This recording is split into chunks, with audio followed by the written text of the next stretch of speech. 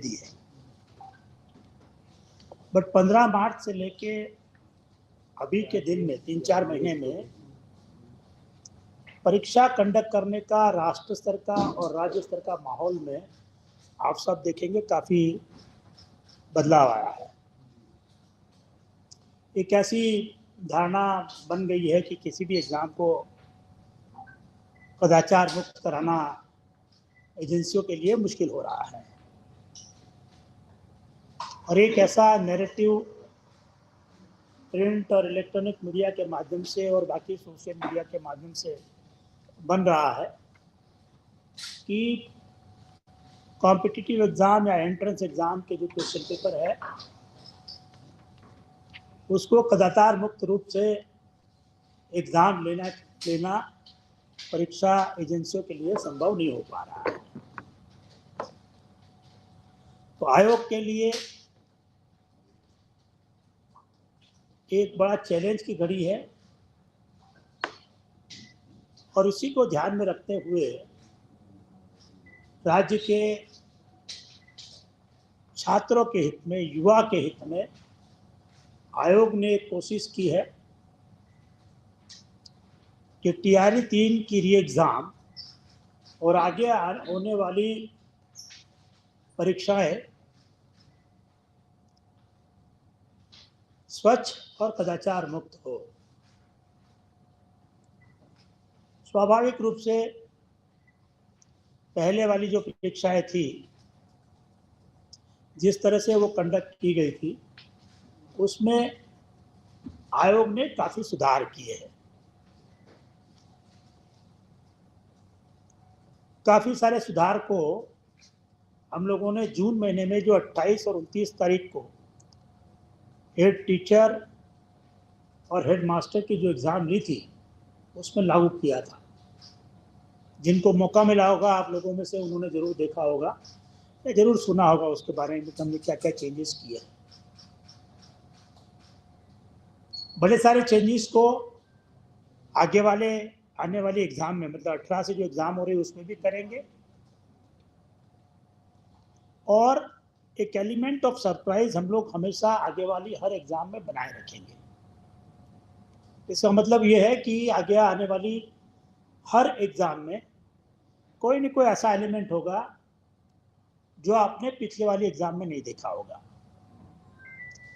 चाहे उसके पैकेज की डिज़ाइनिंग हो, पैकेजिंग का कलर हो, नंबर ऑफ क्वेश्चन सेट्स हो, एग्ज़ाम लेने की पैटर्न हो। बहुत सारी चीज़ें हैं जिसमें आयोग लगातार ये कोशिश करेगा कि इसमें सुधार हो, इम्प्रूवमेंट हो, एलिमेंट ऑफ सरप्राइज बना रहे, और हर हालत में कदाचार मुक्त स्वच्छ परीक्षा आयोग आयोजित कर सके। जो 18 से 22 के बीच में, मतलब 19 से 22, सॉरी 18 को तो असिस्टेंट आर्किटेक्ट की एग्ज़ाम है, वो एग्ज़ाम अगर मिला लीजिए तो 18 से 22 के बीच में जो एग्ज़ाम हो रही है और आगे जो भी एग्ज़ाम होगी, ये सब एग्ज़ाम आप जानते हैं मल्टी सेट होगी। पहले क्वेश्चन पेपर का एक ही सेट बनता था, लेकिन अब एलिमेंट ऑफ सरप्राइज जोड़ने के लिए सभी एग्ज़ाम हम लोग मल्टी सेट करेंगे। इसका मतलब होता है कि एक पर्टिकुलर एग्ज़ाम में एक से अधिक सेट रहेंगे। कितने रहेंगे ये सरप्राइज रहेगा। ये एक से अधिक का मतलब 2 भी हो सकते हैं, 3 भी हो सकते हैं, 4-5 भी हो सकते हैं। तो हमने इसको सरप्राइज एलिमेंट के लिए रखा है। अलग अलग एग्ज़ाम में हम अलग अलग नंबर ऑफ सेट्स अलग अलग प्रिंटर से छपाएंगे और अलग अलग वाहन से कैरी करके अलग अलग जिलों में उसको पहुंचाएंगे। तो ये पूरी व्यवस्था एलिमेंट ऑफ सरप्राइज के लिए की गई है कि इस पर्टिकुलर एग्ज़ाम में ये सभी कलर, ये सेट है कलर कोडेड रहेंगे। इस सेट को कोई नंबर नहीं दिया गया है, इसका कोडिंग कलर से किया है, और किस कलर सेट का किस एग्ज़ाम में कि किस जिले में उपयोग किया जाएगा उसकी सूचना आयोग के सिक्योर्ड नंबर से सभी जिला पदाधिकारियों को एग्जाम के दिन 2.5 से 3 घंटा पहले दी जाएगी। तो 18 तारीख से जो एग्जाम है, 19 तारीख से जो एग्जाम है, उसमें सुबह 9 बजे इसकी सूचना दी जाएगी कि कौन वाला सेट यूज किया जाएगा, और 9:30 बजे से बच्चों की एंट्री एग्जाम सेंटर में शुरू हो जाएगी। ये एंट्री 11 बजे तक ही हो पाएगी, और अगर 9 बजे तक हम लोग कलर कोड जो यूज करना है वो डिसाइड करते हैं, तो उस कलर कोड का क्वेश्चन पेपर को सेंटर पर पहुंचाने के लिए पेट्रोलिंग मजिस्ट्रेटों के पास 1 से 1.5 घंटे का ही टाइम रहेगा, जो कि पर्याप्त है एक जिला में ही। आपने देखा होगा पहले 2 पाली में एग्जाम होती थी, हम लोगों ने इस बार एक ही पाली में किया है। 19, 20, 21 की एग्जाम एक पाली में है, 22 और तारीख को जो एग्जाम है वो 2 पाली में हम लोग कर रहे हैं।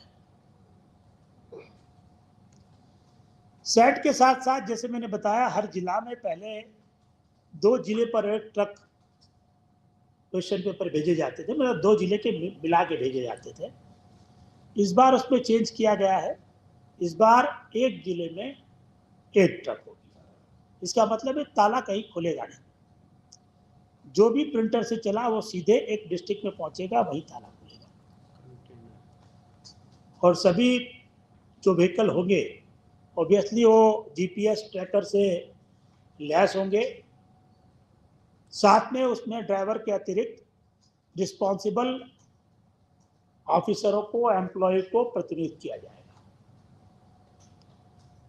तो प्रिंटर के वहां से अलग अलग राज्य में, देश में, नॉर्थ, साउथ, ईस्ट, वेस्ट जहां भी है, वहां से प्रिंटर से अगर आता है क्वेश्चन पेपर, तो वो किसी पदाधिकारी, किसी कर्मचारी, किसी परमानेंट एम्प्लॉय की निगरानी में ही जाएगा। इसके अलावा क्वेश्चन पेपर का जो पैकिंग है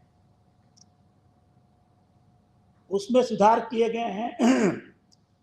उसका पूरा पैकेजिंग हीट सील के माध्यम से किया गया है, जिसको कि ओपन करना संभव नहीं है, उसको फाड़ना ही पड़ता है कवर को। सिमिलरली जिन स्टील ट्रंक में बक्सों में क्वेश्चन पेपर रखे जाएंगे,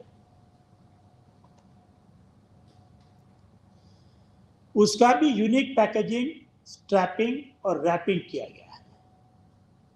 तो नॉर्मल स्ट्रैपिंग रैपिंग होता है उस तरह से नहीं करके, इसको स्पेशल मटेरियल से, जिसके ऊपर सिक्योरिटी फीचर्स लगे होंगे, उसके साथ डिजाइन लगी होगी, उसके साथ किया गया है। इसके अलावा सेंटर पर जो इम्पर्सोनेशन के लिए, रोकने के लिए जो प्रक्रिया पहले थी वो चालू है, और 400 सेंटर पर करीब 10,000 से अधिक कैमरे लगे रहेंगे, जिसका सीधा फीड हमारे कमांड सेंटर में आता है। और यहाँ जिलावार पदाधिकारियों की टीम बनी है, जो प्रत्येक जिला के प्रत्येक सेंटर को वीडियो फीड के माध्यम से मॉनिटर करेंगे। कहीं कोई भी अवांछनीय प्रवृत्ति प्रतीत होती है तो सेंटर सुपरिटेंडेंट को और उसके नोडल पदाधिकारी को यहां से तुरंत अलर्ट किया जाएगा। पहले भी बायोमेट्रिक की व्यवस्था थी, आपको पता है, वो व्यवस्था कंटिन्यू है और विगरसली इसको इम्प्लीमेंट किया जाएगा। अगर किसी का बायोमेट्रिक फिंगरप्रिंट उनका मैच नहीं करता है तो वैसे स्टूडेंट को अलग से बिठा के पहले उसकी जांच की जाएगी। अगर उनका जांच के दौरान भी फिंगरप्रिंट मैच नहीं पाया जाएगा तो ऐसे कैंडिडेट के खिलाफ इम्पर्सोनेशन के लिए कार्रवाई की जाएगी।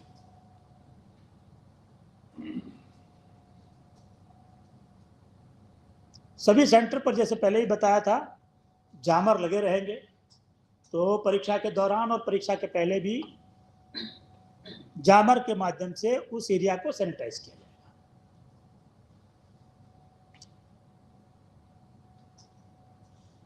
इस बार भी वही व्यवस्था रहेगी। क्वेश्चन पेपर ट्रेजरी से निकल के सीधे सेंटर सुपरिटेंडेंट के कमरे में हम नहीं भेज रहे हैं। क्वेश्चन पेपर सीधे जाएगा जिस कक्ष में बच्चे बैठे हैं उसी एक कक्ष में जाएगा और बच्चों के सामने ही स्टील टंक को खोला जाएगा, उनके सामने ही जो एनवेलप है उसको खोला जाएगा और बाद में बाकी कक्षों में उसको विस्तृत किया जाएगा।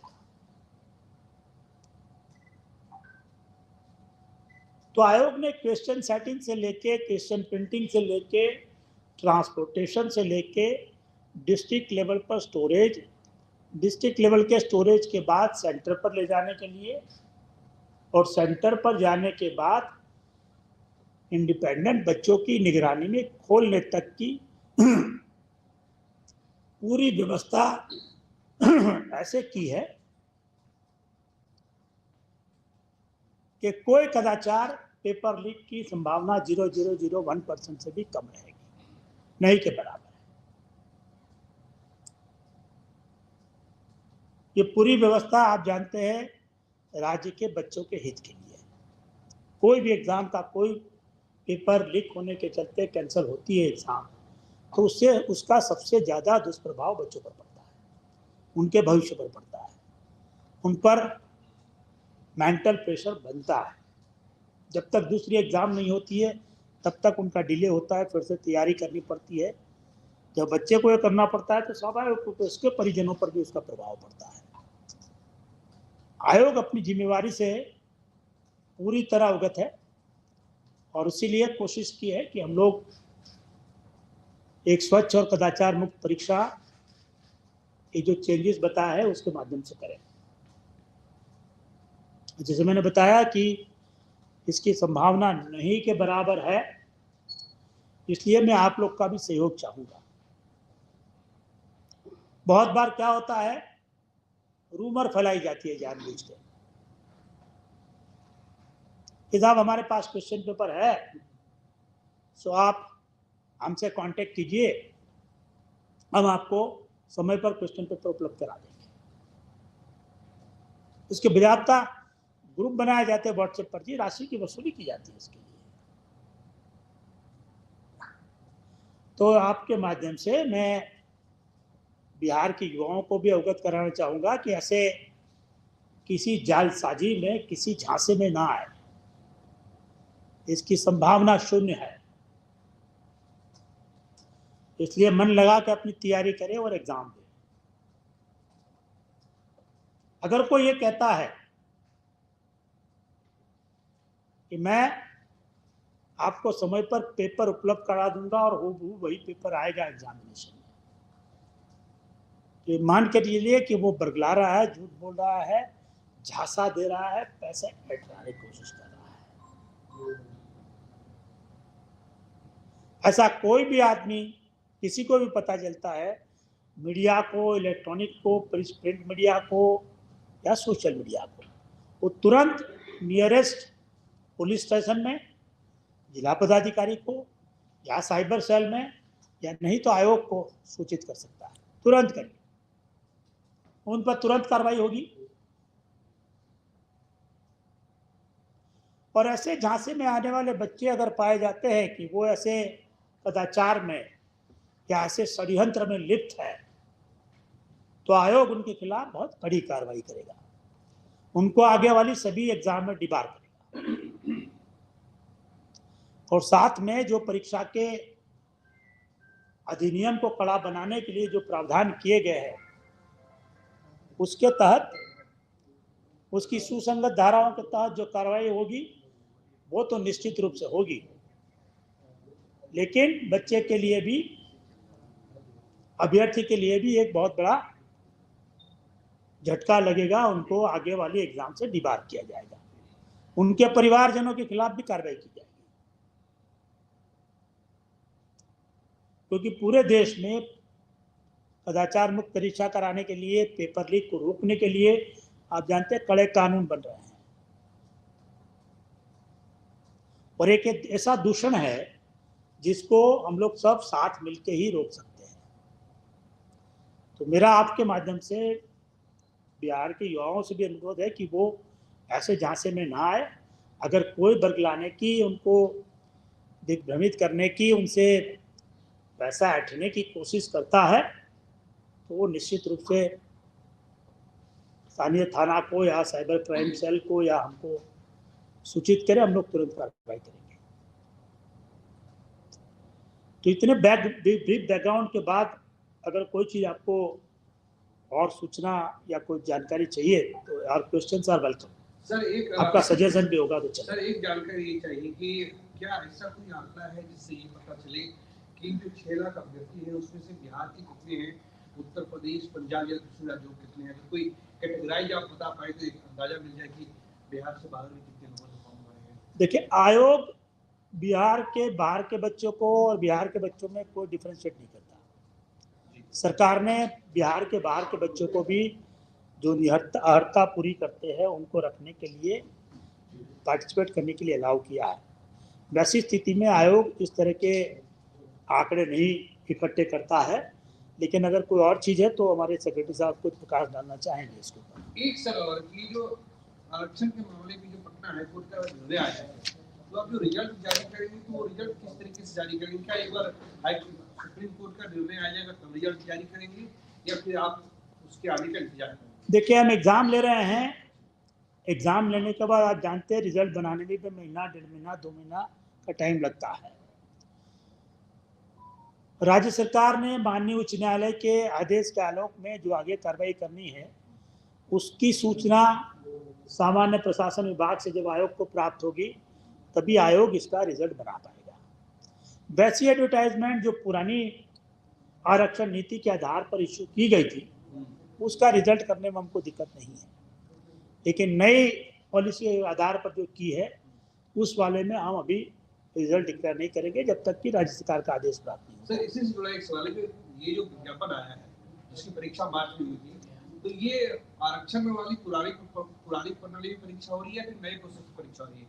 यानी 65% आरक्षण पे ले रहे हैं या 75% आरक्षण पे आप ये परीक्षा ले रहे हैं?